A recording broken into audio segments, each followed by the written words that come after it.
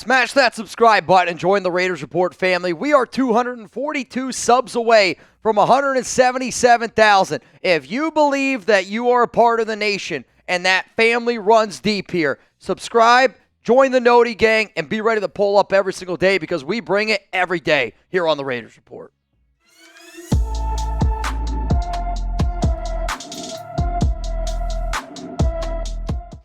Coming up here on today's show, I got some must-see Raiders rumors that are going to open the eyes of a lot of people amongst the nation. We're going to talk about the running back situation. We're going to talk about two players that I think deserve a lot more credit. And then at the very end of today's show, I'm going to talk about a trade rumor that, quite frankly, I think needs to be discussed. First one coming up here, though, is it time to bench Zamir White in place for Alexander Mattison? This one is for Just Win Babies. Believe it, baby.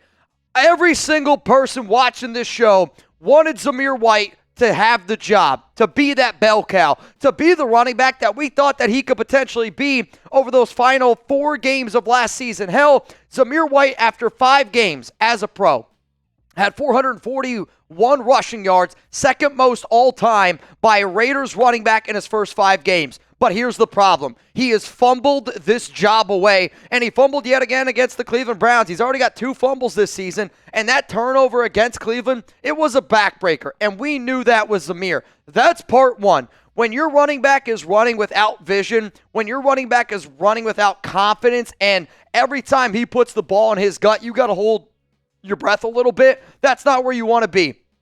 Alexander Mattison deserves more work. And Antonio Pierce said that he's going to get more work. But the other part of this is just the overall offense and the offensive structure with Luke Getsy. Let's face it, the way that our running back scheme works, it does not fit Zamir White. And if we're going to continue to do the blocking scheme that we are using and implementing right now, it's clearly Alexander Mattison. Madison's the better pass blocker. Madison's the better blocker in general. And if it was up to me, you got to have Zamir now as more of the RB2 duty and just kind of helping out Mattison get a little bit of breath. I mean, look at these 2024 rushing stats between both of these guys here. And a lot of fans are going to instantly go to carries, yards. And, Alexander Mattison right now is averaging over 5 yards per carry. Zeus is averaging 3.1. But what about the first downs? I thought that was a very interesting stat where Mattison has picked up 5 big first downs on only 17 carries, whereas Zamir White,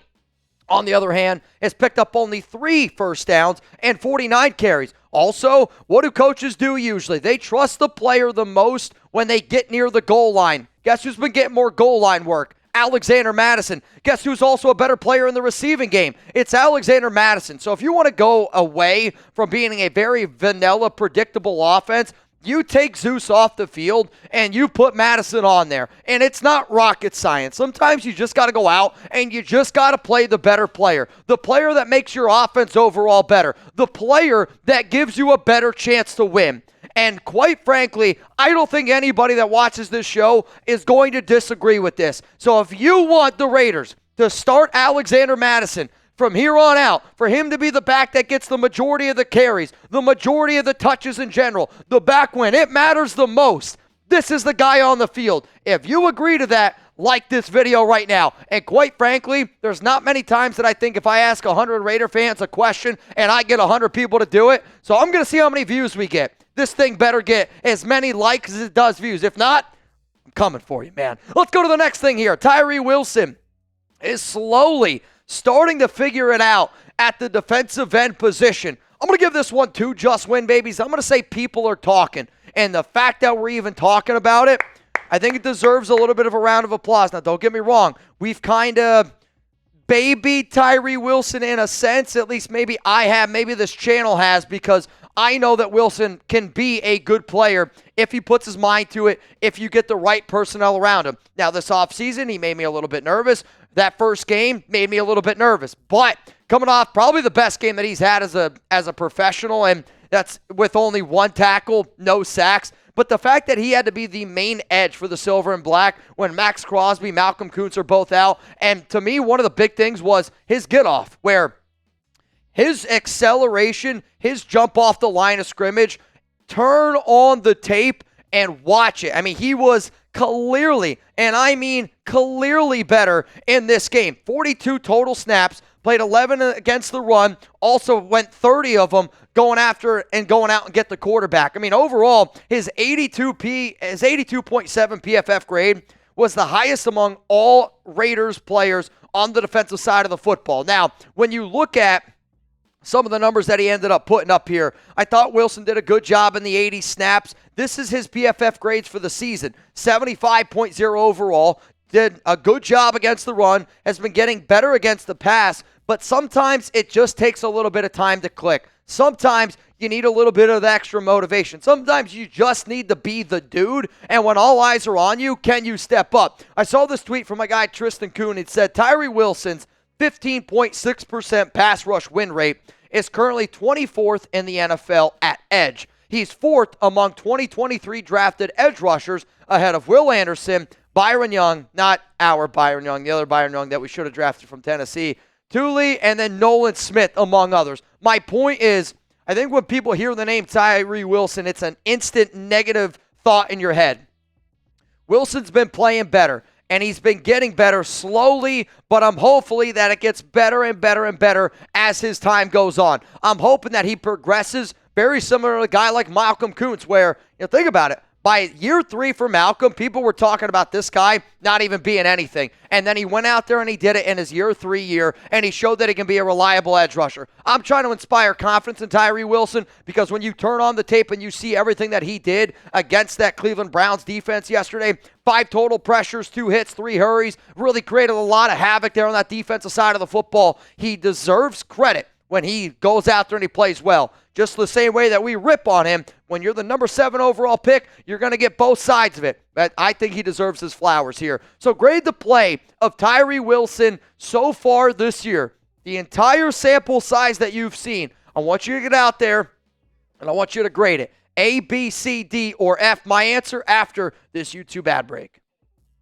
My grade for Tyree Wilson right now is going to be a C grade. I think he's played exactly average to what I expected this season. He's done a better job at times in the run defense game. He's done a better job at times against Cleveland getting off the ball. But now we got to start saying, instead of the pressures, instead of the hurries, they need to translate to sacks. When you're drafted number 7 overall, your expectation is very, very high. But what you're seeing is he's moving in the right direction. And I think, coming off of an injury, you're seeing that he's doing some good things. And what if he can build off what he did in week 4, that's what you got to hope for. Just continually build off of those performances. Now, the next thing that we're going to talk about is another player that I think deserves to get some credit here, and it's Jakorian Bennett. And I've been very tough on Jakorian throughout his entire NFL career. I was very tough on him last year as a rookie. But, when you look at the numbers that this guy has been able to put up, he's been really flipping good this year. I mean, quite frankly, teams have challenged him, but he's been targeted 15 times this season. He's given up 6 catches, but the fact that he has 6 pass breakups and only 6 receptions allowed, I do think is very impressive. A 55.1 QBR against him. Now, can he be better against the run? Yeah, quite frankly, he needs to be better against the run. I don't know if he's trying to punch the ball out. He wants no part of, really tackling anybody right now. But for a second-year young corner, for a player that we didn't know quite exactly what we were going to get, be careful, because if this defense has Jack Jones, Nate Hobbs, and if Jakorian takes that game to the next level, this secondary, even though we do not have Marcus Epps, got to love what you saw out of Isaiah Palomau and Trevon Merrick, this secondary is going to scare the hell out of a lot of teams. That's all I'm saying, man. Now, the next thing that we got coming up here on the show is a little bit of a trade rumor. We'll talk about that in just a moment. But Game Time is the place that y'all need to go if you're planning on getting any tickets for a football game. Basketball's right around the corner. Heck, maybe a little UNLV basketball action. That'd be pretty fun. So go get started with Game Time and download the Game Time app, create an account. Use code CHATSPORTS for $20 off your first purchase. Terms apply. Again, create an account, redeem code CHATSPORTS. That's CHATSPORTS for $20 off. Download Game Time today. What time is it? It's Game Time. Now, I want you guys to always check out the Game Time picks, which can help you save a little bit of that extra money. I love the all-in pricing. I like the seat views, that lowest price guaranteed, the Game Time ticket coverage, so your purchase is covered with the most flexible customer service policy in the ticketing industry. But with the Game Time picks, which you guys can kind of see is what I got selected over here, which anytime I go on Game Time Real Talk, you always got to take those two tabs up there, click the all-in pricing, click the Game Time picks, and you can see right now that one ticket is in the top 1 percentile of deals right now. So whether you want to sit a little bit higher in the nosebleeds, which, hey, if, I'll be real, that's what I could afford right now. You should never be embarrassed about that, especially if you're planning on taking your kids, maybe your wife, whatever. It's about the experience. But Game Time doesn't only help you get to the game, it helps you create those lasting memories, which I know when you see ticket prices to a Raiders game, it's expensive. I totally get it. But you will always remember that experience there. That I can guarantee. And you sit there and you're like, man, that's a lot of money. Well, hey, make the trip worth it. Game Time's here to make sure that you're going to get that lowest price guaranteed. So if you're out in Las Vegas and you got a lot of stuff going on and you're like, well, I know I'm going to go to the Raiders game on Sunday, but I'm going to be out there Friday, Saturday. Go on Game Time. You go to a comedy event. You go to a theater event. Just make sure that you're taking advantage of the deals that we're hooking you up with. So download the Game Time app. Create an account, use code ChatSports. That link's in the comments and in the description of today's show. Let's go to the final thing here. Michael Mayer. Could he be traded? And I know I've said this probably 100 times that I don't want to speculate, but my job here is to take rumors and give my opinion on them. And right now the situation going on with Michael Mayer is one that needs to be discussed. Could he be traded? I'm only going to give this one just win, baby, and say that there's a small chance of it happening. Here's the honesty, though. The fact that I'm even talking about it tells me that there is a little bit of validity here of something weird going on with Michael Mayer. He missed week 4 due to a personal reasons. When asked, Antonio Pierce, today the media asked him, like, what's going on with Michael? He said, no update, still dealing with a personal matter. And I know AP called out players last week. For business decision. And then you saw the way that the Raiders implemented their 2 tight ends this week against the Cleveland Browns. So to me, Harrison Bryant played well. Brock Bowers was drafted where he was. And I don't know if this team is already kind of like weeding out Mayer. And if this offense plans on playing the way that they did up against Cleveland, that does not fit to Michael Mayer's strengths whatsoever. Now, Mayer hasn't been used this much this season, which, when the Raiders originally drafted Bowers, they talked about 12 personnel and using 2 tight ends. Hell, even the Raiders put their number 1 depth chart out there and had Mayer as a starter. But we really have not seen him being used all that much, and they're using him a little bit more as a blocker. But, here's one of the things that, AP has said and something that I've said. Sometimes you got to put your ego aside, and sometimes you got to be able to play for that team on the front. That way it blesses the team on the back. And I know Mayer is probably looking at the situation right now going like, well, I'm in my second year. I'm not really getting used, and I'm not getting used the right way. And then you look at what they did with Bowers, what they did with Harrison Bryant. Maybe Mayer's trying to get his way out. I don't know. This is definitely a situation that we need to monitor. And quite frankly, I hope that there's not a serious personal issue or a family issue for him to miss these games. But when you look at all the rumors over the past week and a half, I do find it strange that Mayer was not out there, and we still do not have an update around him. That's all I'm going to say right now. So would you trade Michael Mayer for a 5th-round pick? If a team offered the Raiders right now a 5th-rounder for Mayer. Mayer was drafted in the 2nd round out of Notre Dame. However, he was a player that I thought was a no-doubt round 1 talent in the 2023 NFL draft. So my answer is coming up after this YouTube ad break, but before I reveal my answer, I want you to go down to the comments and give me yours. My answer in terms of would I trade Michael Mayer for a 5th-round pick, that answer is no, man. I'm not trading Mayer. I actually think that I wish the Raiders would use him the way that they can and the way that they should. I think if you have Mayer and Bowers, that is a tight end duo where you legitimately have 2 very talented young tight ends, and you can see when used the right way, he can go out there and he can do some pretty talented, pretty special things. Bowers, Bryant, Mayer. We got to figure out a way to make it happen, and I hope Mayer stays with the silver and black because I love my Wreck-It Mayer shirt. Coming up next here on the show, something that the Raiders need to fix as soon as humanly possible because the Raiders already give me gray hair. I'm a Mets fan. I'm a Raiders fan and a Mets fan. That gives me a lot of gray hair. But there is something that this team needs to fix ASAP, Rocky, and I'm going to tell you what it is. But first, I want you all to just take a screenshot of this or put it in your calendar and save when we're going to be live this week on your calendar. 4 p.m. on Tuesday, 7 p.m. on Thursday night, 3 p.m. Eastern time for Week 5, Raiders against the Broncos. If you got nothing going on at these times, I hope you pull up. I hope you hang out with the nation. I promise you this, we're going to have a lot of fun. So the problem, we got to fix this. Las Vegas, we have a problem, and the Raiders need to fix their tackling issues because we can't tackle an issue right now. And I don't know what it is. This was a team that I thought did a pretty damn good job last season of tackling and wanting to tackle. And outside of Robert Spillane, the amount of missed tackles that I have seen this team have this season is more than, quite frankly, I can ever remember. I don't know if they're going to the Marcus Peters school of tackling, but it has not been a good school of tackling. And